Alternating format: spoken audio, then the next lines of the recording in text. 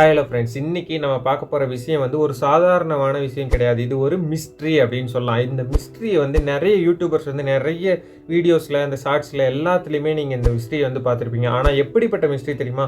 உலகத்தில் இருக்கக்கூடிய பெரிய பெரிய அறிஞர்கள், கிரிப்டோகிராஃபர்ஸ்லேருந்து எல்லாருமே, ஏன் இன்னைக்கு இருக்கக்கூடிய பயங்கரமான சூப்பர் கம்ப்யூட்டரால் கூட இந்த விஷயத்தை வந்து கண்டுபிடிக்க முடியல, ஒரு வார்த்தையை கூட கண்டுபிடிக்க முடியல அப்படின்னு தான் சொல்லி ஆகணும்.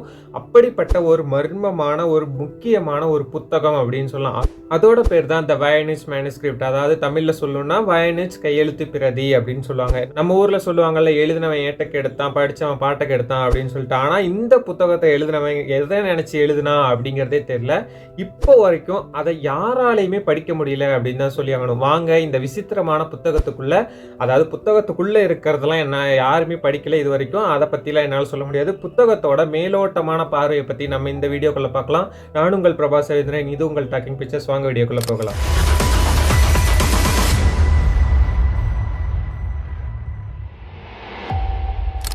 ஃபர்ஸ்ட் இந்த இயரை வந்து குறித்து வச்சுக்கோங்க. 1912 வில்ஃப்ரிட் வாய்னிச் அப்படின்னு ஒரு புத்தக வியாபாரி. அவர் இத்தாலியில் இருக்கக்கூடிய ஒரு ஜேசுயிட் அப்படின்னு சொல்லக்கூடிய ஒரு யூனிவர்சிட்டி, அங்கே பக்கத்தில் பழைய புத்தகங்களை வாங்கிட்டு இருக்கும்போது ஒரு விசித்திரமான ஒரு மேனுஸ்கிரிப்ட் அவங்க பார்க்குற, அதாவது கையெழுத்து பிரதையை வந்து இவர்கிட்ட வந்து சிக்குது அப்படின்னு வச்சுக்கோங்களேன். இது வந்து ஆரம்பத்தில் ஏதோ ஒரு பழைய மருத்துவ புத்தகம் அப்படின்னு நினைச்சுதான் இந்த புத்தகத்தை வந்து அவர் வாங்கினார். ஆனா அதை திறந்து பார்த்ததுக்கு அப்புறம் தான் அவருக்கு ஒரு மிக முக்கியமான விஷயமே புரியுது. இது சாதாரணமான புத்தகம் இல்லை, இது ஒரு தீர்வு காண முடியாத புதிர் அப்படிங்கிறதே அவருக்கு அப்பதான் புரியுது. இந்த புத்தகத்துல என்ன பண்ணுவாங்க அப்படின்னா கார்பன் டேட்டிங் பண்ணுவாங்க இல்லையா? அந்த கார்பன் டேட்டிங் என்ன சொல்லுதுன்னா, விஞ்ஞானிகள் இந்த புத்தகத்தோட தோலை எடுத்து கார்பன் டேட்டிங் பண்ணி பார்த்தப்போ இது வந்து 1404 இருந்து 1438 எழுதப்பட்டது. அதாவது 15ஆம் நூற்றாண்டுல இந்த புத்தகத்தை வந்து எழுதப்பட்டது அப்படின்னு சொல்றாங்க. அதாவது பிட்வீன் கேப் பார்த்தீங்களா, 34 இயர்ஸ் இருக்கு. அப்போ இருந்து கிட்டத்தட்ட இப்போ ஒரு 600 வருஷம் ஆயிடுச்சு. 600 வருஷமா இந்த ரகசியம் அப்படியே தான் இருக்கு அப்படின்னு சொல்லலாம். இதுல இந்த புத்தகத்தோட முக்கியமான அம்சம் என்ன அப்படின்னு கேட்டிங்கன்னா, அதுதான் த லாங்குவேஜ், த மொழி அப்படின்னு சொல்லலாம். பொதுவாக ஒரு மொழின்னா அதில் இருக்கக்கூடிய இலக்கணம், அதாவது கிராமர்ஸ் எல்லாமே இருக்கும், நிறைய இருக்கும். அதாவது ஒரு இதை படித்தோம் அப்படின்னா நமக்கு ஈஸியாக தெரிஞ்சிடும். உலகத்தில் இருக்கக்கூடிய மொழியில் இருக்கக்கூடிய எல்லா இதுலேயுமே ஓரளவுக்கு கிராமராவது இருக்கும். கிராமர் இல்லைன்னா அது மொழியாகவே கருதப்படாது. அந்த மாதிரி இருக்கும்போது வார்த்தைகள் திரும்ப திரும்ப வரும். பட் இதில் இருக்கக்கூடிய எழுத்துக்கள் பார்க்கறதுக்கு ஒரு லத்தீன் மாதிரி இருக்கு, சில இடங்கள்ல வந்து அரபிக் மாதிரி இருக்கு. ஆனால் உலகத்தில் இருக்கக்கூடிய எந்த மொழியோடையும் இந்த புக்கில் இருக்கக்கூடிய லாங்குவேஜஸ், அதாவது எழுத்துக்கள் எதுவுமே செட் ஆகலை, அதாவது ஒத்து போகலை அப்படின்னே சொல்றாங்க. இது ஒரு ரகசிய குறியீடா, ஒரு மொழியை வந்து மாற்றி எழுதியிருக்காங்களா அப்படிங்கிற ஒரு கொஸ்டின் மார்க்குமே இருக்கு.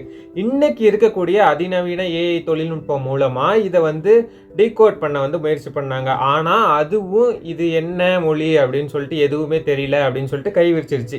யாரோ ஒருத்தர் ரொம்ப தெளிவாக எந்த ஒரு பிழையுமே இல்லாமல், அடித்தல் திருத்தல் இல்லாமல் வேகமாக எழுதுன மாதிரி இருக்குது அப்படின்னு சொல்கிறாங்க. ஆனால் என்ன எழுதியிருக்காங்க அப்படின்னு மட்டும்தான் யாருக்குமே புரியல. பட் ஆக்சுவலி இந்த புத்தகத்தை வந்து ஒரு 4 முக்கிய பகுதிகளாக பிரிக்கலாம் அப்படின்னு சொல்லலாம். அதை ஃபர்ஸ்ட் இருக்கக்கூடியது என்ன அப்படின்னா பாட்டனி. இதில் நிறைய செடி கொடிகளோட படங்கள் இருக்குது. ஆனால் ஒரு பெரிய டெஸ்ட் என்ன அப்படின்னா, அந்த படங்கள்ல இருக்கிற எந்த ஒரு செடியுமே இந்த பூமியில கிடையாது. தாவரவியல் நிபுணர்கள் இந்த படங்களை வந்து சரி பார்த்துட்டு, அப்படி ஒரு செடி நாங்க வந்து பார்த்ததே கிடையாது, இப்படி எந்த செடியுமே இல்லை அப்படின்னு சொல்லிட்டு ஓப்பனா சொல்லிட்டாங்க. இதுல 2வது விஷயம் என்ன அப்படின்னா வானியல், அதாவது ஆஸ்ட்ரோனமி அப்படின்னு வச்சுக்கலாமே. நட்சத்திர மண்டலங்கள், அதாவது ராசி சக்கரங்கள், அதாவது இப்ப சொல்லுவாங்க இல்லையா ஜோடியாக் சயின்ஸ் அப்படின்னு சொல்லுவாங்க இல்லையா, அந்த மாதிரியான வரைபடங்கள் வந்து இந்த புத்தகத்தில் நிறையவே இருக்குது. ஆனால் இதில் இருக்கக்கூடிய விண்மீன் கூட்டங்கள், அதாவது ஸ்டார்ஸ்லாம் இருக்கும் இல்லையா, அந்த மாதிரியான பிக்சர்களும் இதில் இருக்குது. அந்த விண்மீன் கூட்டங்கள் வந்து இப்போ இருக்கக்கூடிய விண்மீன் கூட்டங்களோட வந்து ஒத்து போகலை, அதாவது முழுசாக ஒத்து போகலை அப்படின்னு சொல்லியிருக்காங்க. இதில் 3வது விஷயம் என்ன அப்படின்னு கேட்டிங்கன்னா உயிரியல், அதாவது பயாலஜி. இதுதான் ரொம்ப விசித்திரமான பகுதியாகவும் பார்க்கப்படுது. இதில் வந்து நிறைய பெண்கள் குளிக்கிறது மாதிரியான படங்கள் இருக்கு. ஆனா அவங்க ஏதோ ஒரு குழாயில வரக்கூடிய ஒரு பச்சை நிற திரவத்துல குளிச்சிட்டு இருக்காங்க, அந்த மாதிரியான ஒரு பிக்சர்ஸ் எல்லாம் இருக்கு.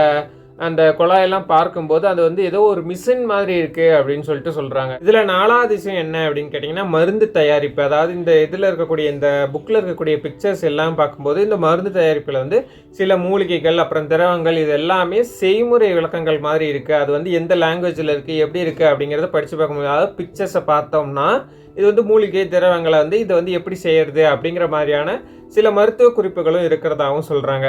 ஸோ இப்போ தான் இங்கே வந்து ஒரு சுவாரஸ்யமான தியரி வருது அப்படின்னு சொல்லலாம். தியரி நம்பர் 1, வேற்று கிரகவாசிகள் இருக்கலாமா?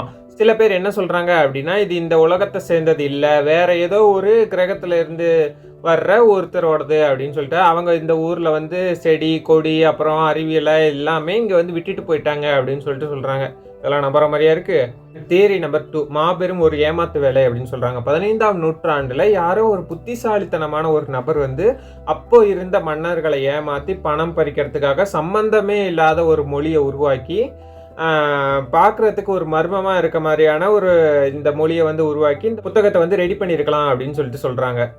நெக்ஸ்ட் என்ன அப்படின்னு கேட்டிங்கன்னா தியரி நம்பர் 3, தொலைந்து போன ஒரு நாகரிகம், நம்ம இன்னும் கண்டுபிடிக்கப்படாத ஒரு ஏதோ ஒரு பழங்கால நாகரிகத்தோட ஒரு மருத்துவ குறிப்பாக கூட இந்த புக் வந்து இருக்கலாம் அப்படின்னு சொல்லிட்டு சொல்கிறாங்க. சரி, ஓகே, 600 வருஷமா யாருக்கும் புரியாத இந்த ஒரு புத்தகத்தில் இருக்கக்கூடிய எழுத்தை வந்து இப்போ இருக்கக்கூடிய சயின்டிஸ்ட் வந்து ஆராய்ச்சி பண்ணாமல் இருப்பாங்களா அப்படின்னா அதெல்லாம் கிடையாது, ஆராய்ச்சி பண்ணியே தருவாங்க. அது யார் அப்படின்னு கேட்டிங்கன்னா கிரேக் கோண்டிங் அப்படிங்கிற ஒரு கம்ப்யூட்டர் சயின்டிஸ்ட் வந்து ஏஐ வச்சு இதை வந்து செக் பண்ணப்போ இது வந்து ஹீப்ரூ மொழியோட ஒரு ரகசிய வடிவம் அப்படின்னு சொன்னார். அதான் ஆனால் வந்து இதை வந்து மற்ற எந்த அறிஞர்களுமே இதை வந்து ஏற்றுக்கல.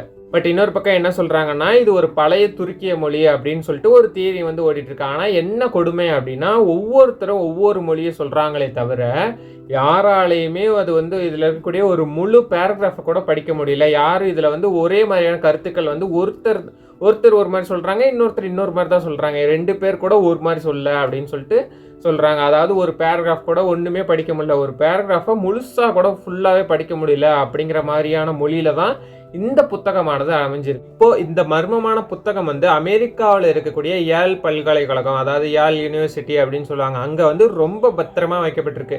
நீங்கள் நினச்சா இதோட டிஜிட்டல் காப்பியை வந்து ஆன்லைனில் கூட பார்க்கலாம். அதாவது பிடிஎஃப்ல நீங்கள் போயிட்டு நீங்கள் குரோமில் இதெல்லாம் சர்ச் பண்ணிங்கன்னா இதோட பிடிஎஃப் கூட கிடைக்கிறதுக்கான வாய்ப்புகள் இருக்குது. ஆனால் ஒரு சின்ன வார்னிங் அப்படின்னே சொல்லலாம், இதை படிக்க முயற்சி பண்ண எல்லாருமே கொஞ்சம் ஒரு மூளை வளர்ச்சி கம்மியான மாதிரி ஃபீல் பண்ணதாகவும் கொஞ்சம் மென்டல் ஹெல்த்தில் வந்து அவங்களுக்கு பாதிப்பு ஏற்பட்டதாகவுமே சொல்லியிருக்காங்க.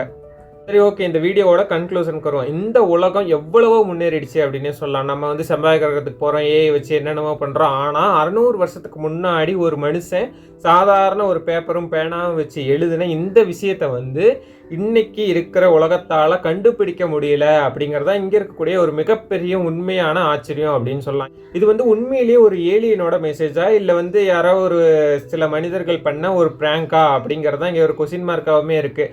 ஏன்னா இது நான் ஏன் இப்படி சொல்கிறேன் அப்படின்னு கேட்டிங்கன்னா இந்த வந்து கையில் எடுத்து வச்ச உடனே அவங்க பாட்டு கிறுக்கியிருக்காங்க. ஒரு நடுவில் ஒரு சின்ன கிறுக்கல் கூட இல்லை, ஒரு அடித்தல் திருத்தலுமே இல்லை, எதுவுமே கிடையாது இந்த புக்கில்.